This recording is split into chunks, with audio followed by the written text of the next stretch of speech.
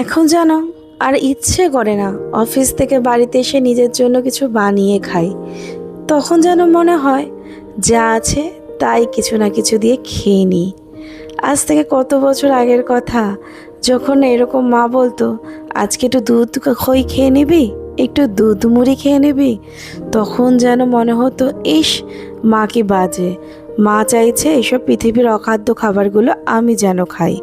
আর আজকে দেখো, এত বছর পরে যখন এসে দাঁড়িয়েছি, যখন এই খাবারগুলোই খাচ্ছি, তখন মনে হয় যেন পৃথিবীর সবচেয়ে সুস্বাদু খাবার খাচ্ছে। আর তখন মায়ের কথা খুব মনে পড়ে। এখন না মায়ের বয়স হয়ে গেছে, তবুও বাড়ি গেলে না মা বলে নতুন কিছু করে দেব, খাবি নাকি। হয়তো মারা এরকমই হয়। আমরা যখন বড় হব, আরও বুড়ো হব, তখন হয়তো মায়েদের কথা আরও বেশি করে বুঝতে পারবো, তাই কি না?